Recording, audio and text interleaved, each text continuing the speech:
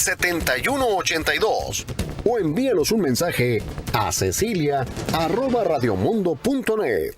Le agradezco a todas las personas que se siguen sumando a nuestra transmisión a través de nuestra página oficial en Facebook, en Sin Censura con Vicente Serrano, en esta transmisión de Facebook Live, a través de nuestro canal en YouTube, el canal Sin Censura Media, y a las personas que ya nos ven y nos escuchan a través de nuestra aplicación digital, nuestra app, que ustedes pueden bajar completamente gratis en su Android o en su iPhone. Muchas gracias a todos ustedes. Blanca Hernández, saludos desde Torrance, California.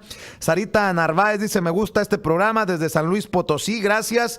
Carlos Reyes dice, si se quejan de Peña, espérense para lo que viene en el Estado de México, donde sale al rescate de su primo Del Mazo, además con ayuda de Moreno Valle, ya que Delfina va en la punta, en Coahuila y en Nayarit también, ya que en estos estados recurren a la compra del voto el PRIAN. Viendo esto, no queda de otra que informarse y elegir a quienes pueden y tienen la obligación de cambiar esto en esos estados. Ramón Reyes Fernández, es un presidente muy idiota, Peña Nieto. Yaquecita Caro, tenía que ser de Sonora, bien sincero, así somos y así seguiremos sin pelos en la lengua, como decimos allá. Gracias, Yaquecita. Luis Ponce dice desde Oregon, oye, si en México hubiera oportunidades, no estuviéramos aquí trabajando y aguantando vergüenzas, pero sabes, si uno se porta bien aquí, puedes tener mejor vida y prosperidad. Robert Picula, al polaco más hispano, al que aprendió español a través de Sin Censura, le mando un saludo. Dice, ¿para qué dar preferencia de deportados sobre otros en México? Traen sus ahorros, inversiones, destrezas, conocimiento de inglés.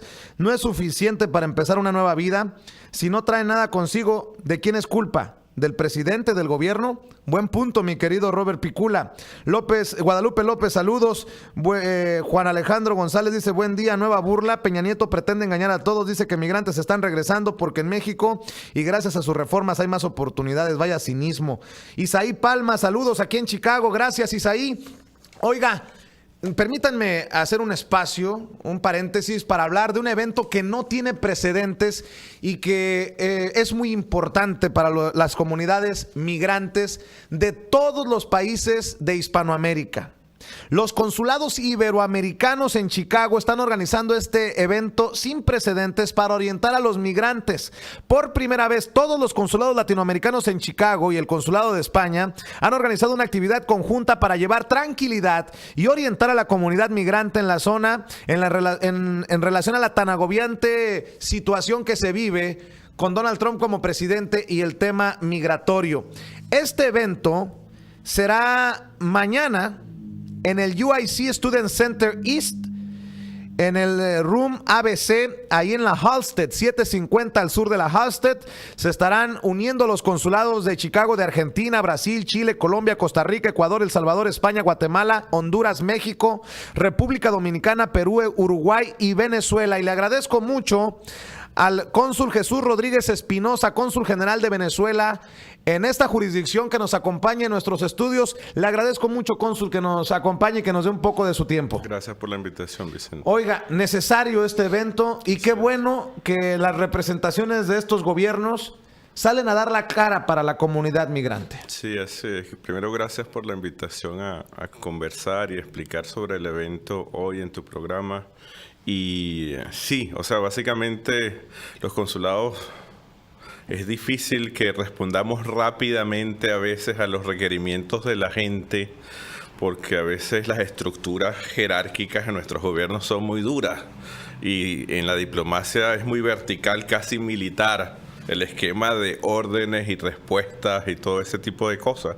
Pero en esta situación particular, por primera vez, además de que hemos logrado todos los consulados recibir vistos buenos de nuestra Cancillería para hacer esta actividad, lo más importante, creo yo, es que nos hemos puesto todos de acuerdo ante la emergencia en la que estamos sobre la necesidad de hacer esta actividad. Y entonces logramos, luego de varias reuniones a comienzos de año en relación al tema migratorio, ponernos de acuerdo para hacer esta actividad, que va a ser, como tú dijiste, mañana 23 de marzo a las 6 p.m. en UIC, en el Student Center East, que queda al 750 South Halsted, y los esperamos a todos. Va a haber actividades para las autoridades locales y federales. Y también va a haber asesoría legal para las Sí, personas que lo sí, necesiten. Si quieres te explico un poquito cómo Sí. hemos pensado el desarrollo de la actividad. Tiene 3 fases. Una fase de apertura con algunas palabras de autoridades.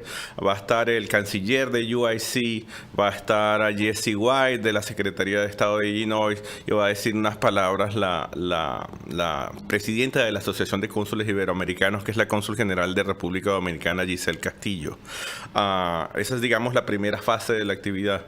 Luego vamos a tener una segunda fase donde vamos a tener 3 ponentes de ONGs que trabajan en el tema migratorio. Estamos hablando de ponentes de Resurrection Project, estamos hablando de ponentes del National Immigration Justice Center y estamos hablando de ponentes de la academia. De la academia de UIC, una experta sobre asuntos laborales de UIC, y inmigración y asuntos laborales, y entonces ellos van a dar el taller propiamente. O sea, van a dedicarse 15 minutos a hablar de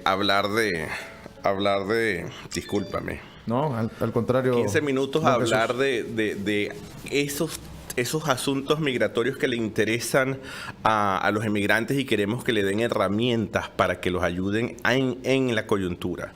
Y luego, en la tercera fase del taller, vamos a tener unas sesiones persona a persona con abogados que hemos estado identificando que van a dar asesoría migratoria gratuita a los que quieran asesoría durante el evento.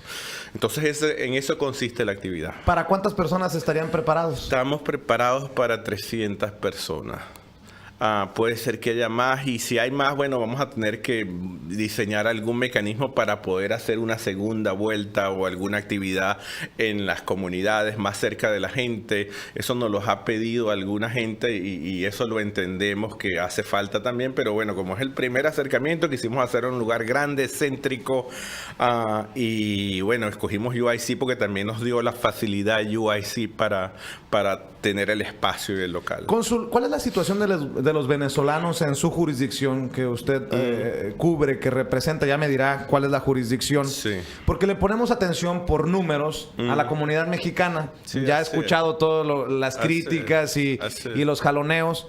Pero ¿cuál es la situación de los venezolanos? Es una comunidad, por lo menos en nuestra comunidad, nosotros calculamos que en nuestra jurisdicción, que son 9 estados del medio oeste de Estados Unidos, tenemos alrededor de 20,000 venezolanos. Es una comunidad relativamente pequeña, a pesar de que en los últimos años ha crecido. O sea, ¿hay muchos indocumentados venezolanos? La gran mayoría no son inmigrantes y documentados. En los últimos años yo creo que ha crecido un poco eso, pero pasa mucho que por la lejanía, creo yo, de Venezuela, la manera más fácil de ingresar de muchos venezolanos es vía aérea. Con visa y se quedan. Con visa y se quedan. Entonces, esa es más o menos la naturaleza de nuestros migrantes. Muchos, luego de que están aquí, aplican para residencia, aplican para asilo en algunos casos.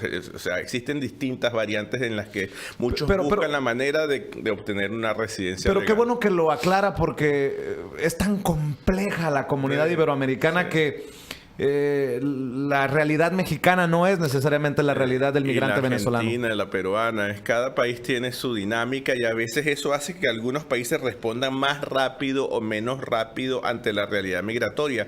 Y eso es una de las cosas que hay que rescatar del evento, que a pesar de que nuestras comunidades no todas son las mismas, todos los consulados nos hemos dado cuenta, porque lo hemos sentido, porque nosotros somos la cara o sea, nosotros somos la cara de nuestro gobierno ante nuestras comunidades aquí en Chicago. Entonces, sí hubo consenso en que todas nuestras comunidades, así sean pequeñas o grandes, se les siente angustia, preocupación por la situación migratoria.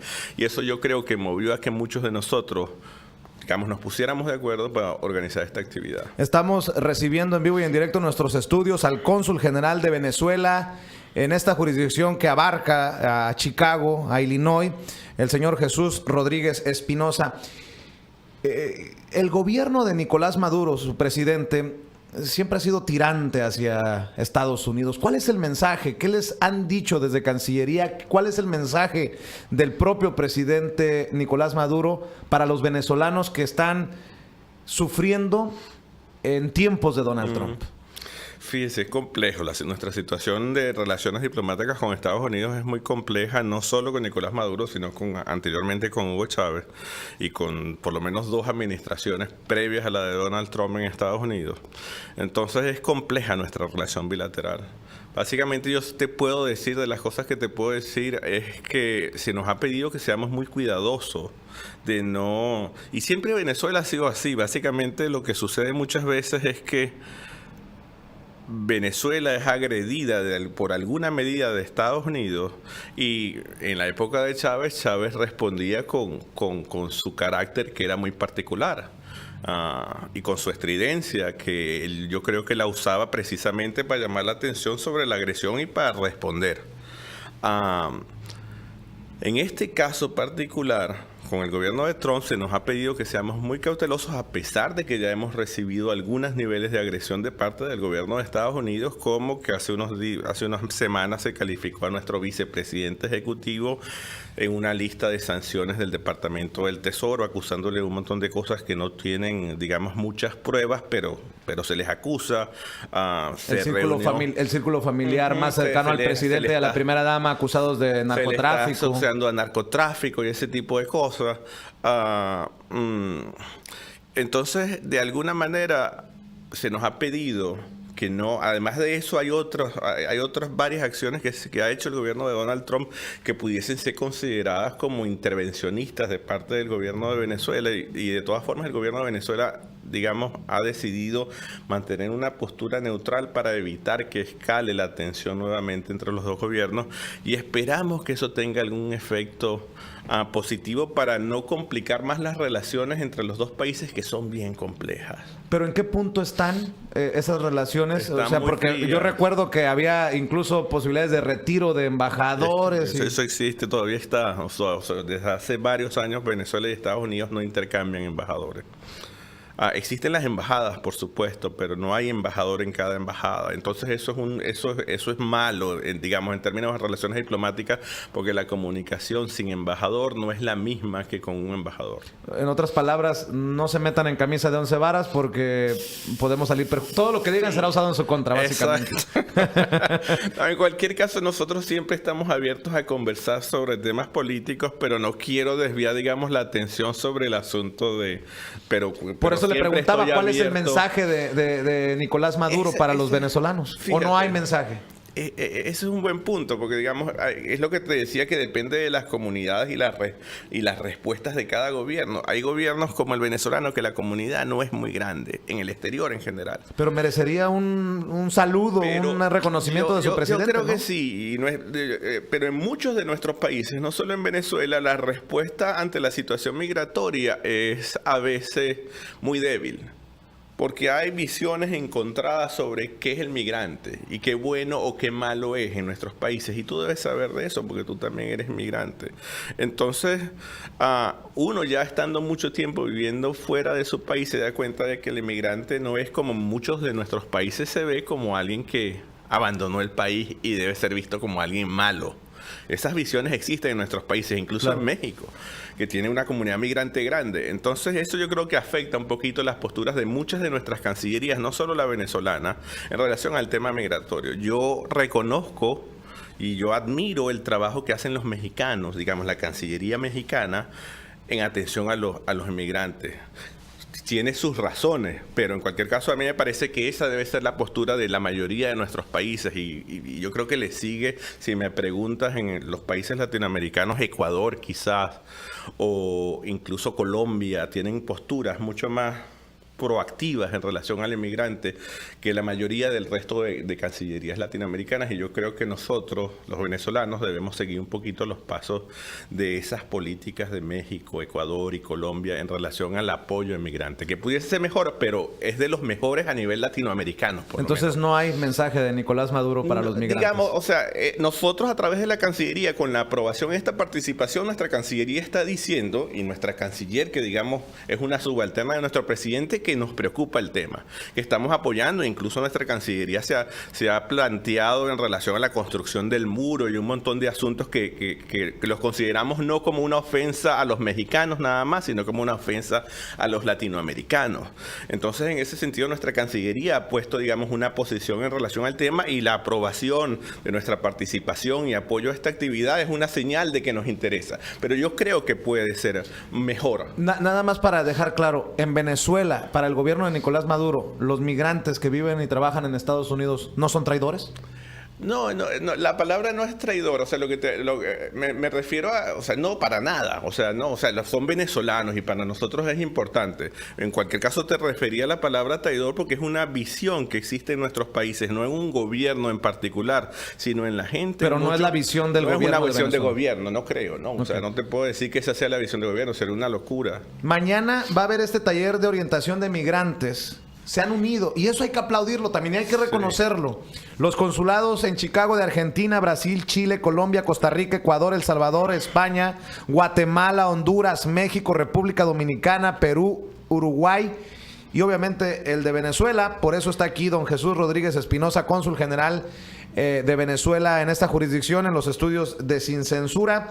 Será mañana este evento en el UIC Student Center East, en el Illinois Room ABC, en el 750 al sur de la Halsted, aquí en Chicago, de 6 de la tarde a 8:30 de la noche. Se invita a todos los migrantes de estos diferentes países a esta actividad donde autoridades locales y federales darán información relevante e igualmente se tendrá asesoría legal personalizada.